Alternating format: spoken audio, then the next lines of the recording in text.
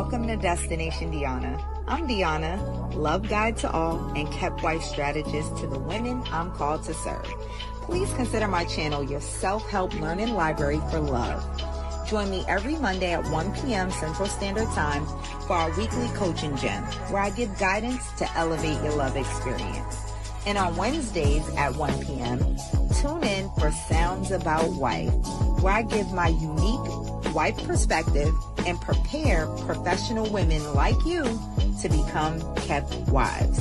So hit that subscribe button and let's start this love journey together. See you soon, my loves.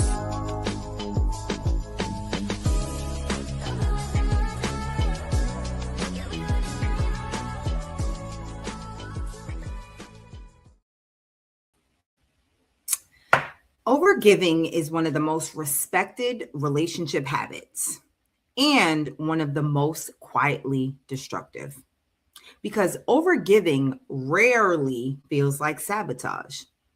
It usually feels like love or loyalty, or it feels like being thoughtful, supportive, dependable. But in reality, overgiving is often just fear with some good manners. By the end of this episode, you are going to clearly understand three things. One, why overgiving does not create emotional security, even though it feels loving. Two, how overgiving quietly trains imbalance inside of relationships. And three, what prepared women do instead that actually helps them to create mutual partnership without forcing, chasing, or overcompensating. So stay with me to the end of this episode, because once you see how overgiving actually functions relationally, you cannot unsee it.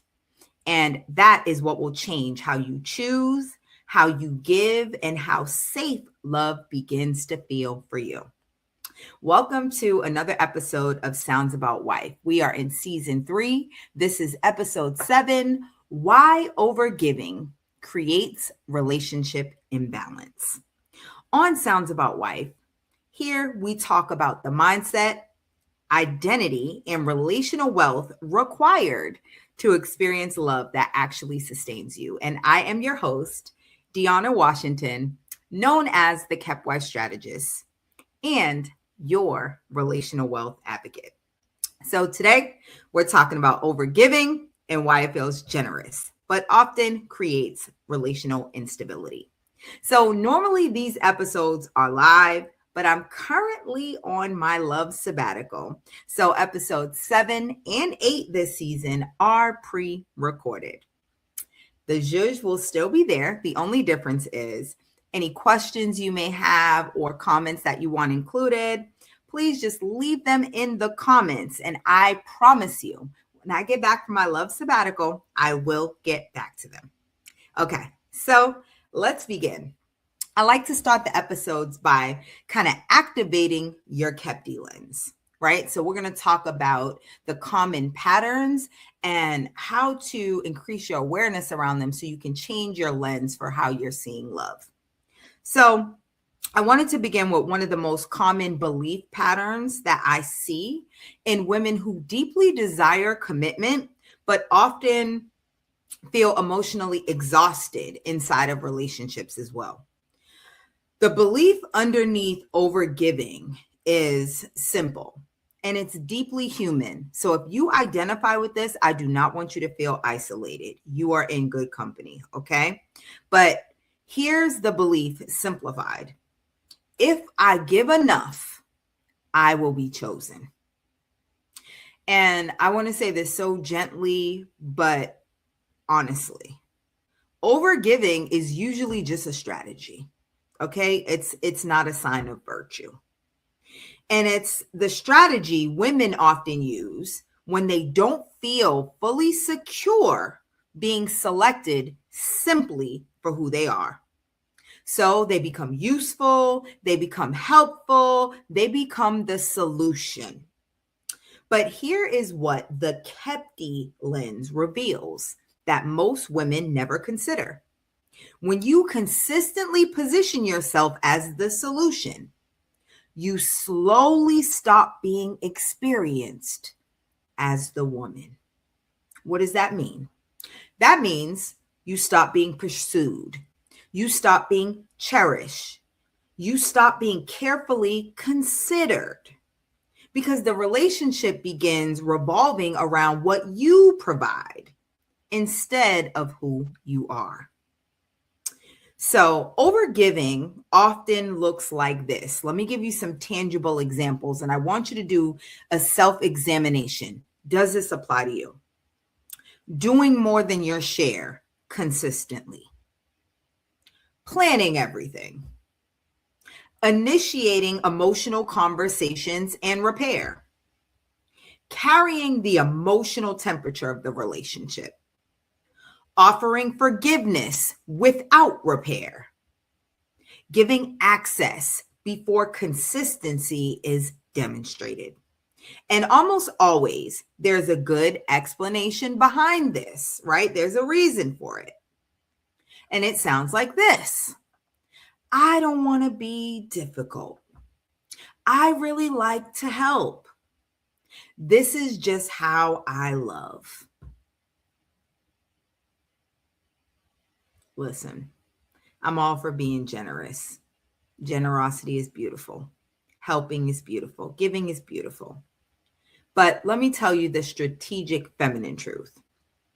When generosity is driven by fear, not the love, not the willingness, not the desire, it quietly just becomes another way that you betray yourself.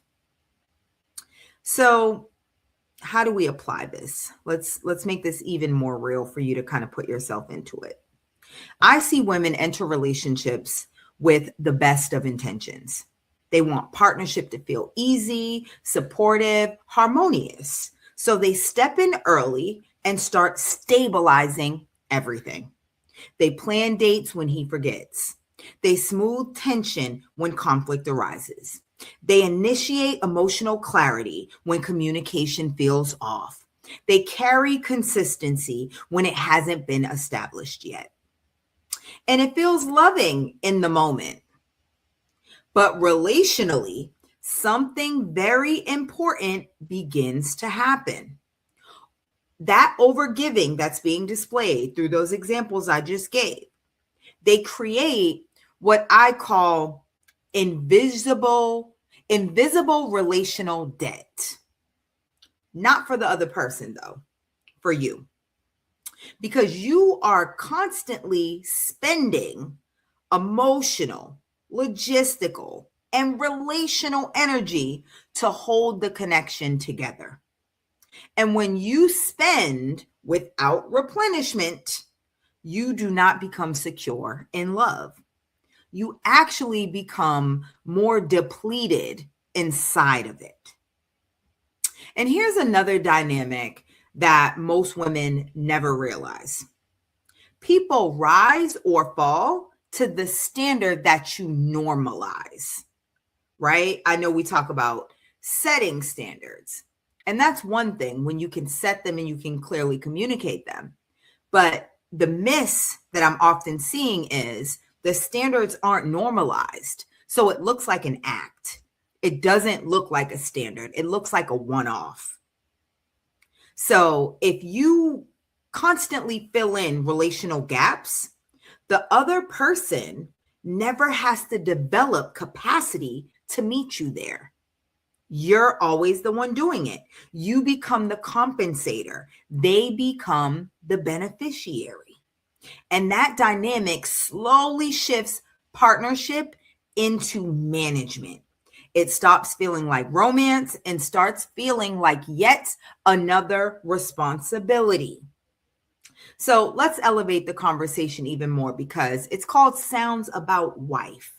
This is wife preparation and wife maintenance here. So let's elevate the conversation to more of long-term partnership and marriage dynamics, right? Because that's where overgiving becomes especially costly. Relational wealth is built on mutual emotional investment, and mutuality cannot grow when one person is consistently over functioning to stabilize the connection. Now, what do prepared women know? They understand something deeply uncomfortable. But when you understand this, it becomes incredibly freeing. Mutuality is not something you negotiate through exhaustion, meaning you don't do everything and then try to negotiate this. It's best when you require it through your standards that are established and your willingness to walk away from imbalance early. So that's not through control. It's not through lectures. It's not through performance. It's actually through choice. And prepared women are willing to let a relationship reveal incompatibility early rather than carry it indefinitely through effort. That is relational wealth thinking. Relational wealth is saying, I'm not investing long-term energy into something that does not naturally invest in me. No, this is not selfish. This is actually what sustainable partnership wisdom is. So let's pause for a moment. If you feel emotionally exhausted in love, if you often feel like you are the one holding the relationship together, if you consistently attract people who need stabilizing, rescuing, or emotional managing, this is not a moment designed for shame. It's actually a moment for honest awareness and acceptance. Overgiving is one of the main reasons women experience love as being difficult, because they unintentionally perform both people's role inside a partnership. But prepared women learn to distinguish between effort and equity. Effort means doing something. Equity means doing your share. Okay. And if you are carrying emotional labor, logistical responsibility, and relational repair consistently, you are not experiencing partnership. You're actually carrying another project. And projects exhaust women who are designed for connection, not management. This is not your job. This is not work. And this is exactly why women enter the Keptie Academy, because most women do not struggle to love someone. That comes easy to us, but they do struggle to receive love that is mutual and to choose relationships that do not require overcompensation. But inside the academy, women are learning to stabilize. They're stabilizing standards that protect emotional reciprocity. They're stabilizing their discernment in early relationship dynamics. They are stabilizing their ability to receive without guilt or overfunctioning. They're stabilizing their boundaries that remain feminine instead of defensive. And they are stabilizing their identity. They're anchoring into that so that they can support long-term partnership, and they're ready for it. Women do not enter that space already prepared. They're already smart. They're already accomplished. They are already successful. But they enter to become prepared properly for love that they don't have to carry alone. So if this conversation felt like clarity for you, the clarity you've been needing, the academy is where this lens actually becomes daily lived experience. And it's reinforced by the community you're in. So here's what I want you to carry all this week. Overgiving does not make love safer. It often makes love heavier and less mutual. Women who learn to give from fullness instead of fear create relationships where love feels balanced, intentional, and sustainable. You are not meant to hold relationships together by yourself. You are meant to participate in partnerships that naturally hold you too. So do me a favor. In the comments, type "no more overgiving" in the comments. That's going to solidify your new commitment to giving with balance.